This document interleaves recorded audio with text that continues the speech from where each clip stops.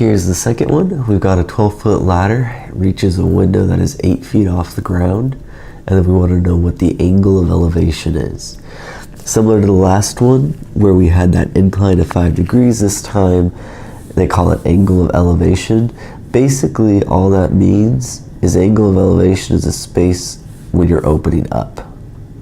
Okay? So that right there would be an angle of elevation. You can think about it this way: you are elevating above your horizontal. There's got a crumb underneath there. Okay.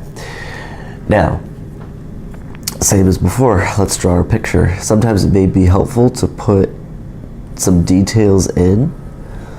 So for example, I've got my ground, I've got my building, maybe there's my window, and I know that I've got my ladder. Okay, so I kind of have my pieces there, and I can start labeling things. I know that my ladder is 12 feet long, so I know that this side right here is 12 feet. I also know that it reaches 8 feet off the ground, so I know that this side is also 8 feet. And then they want to know the angle of elevation, and that's going to be the space opening up. And so I'm going to put theta right down in that corner. So based on this trig function, not very creatively, we've got 8 is going to be opposite, 12 is going to be hypotenuse. So I've got opposite over hypotenuse.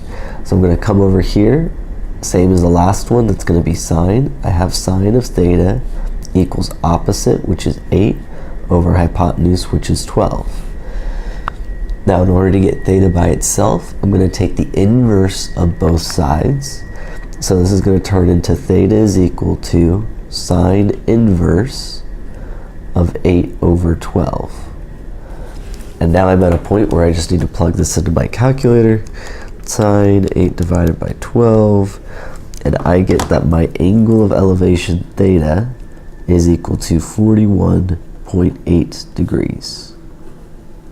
Remember, angles we round to the tenths place, side lengths we round to 3 decimal places.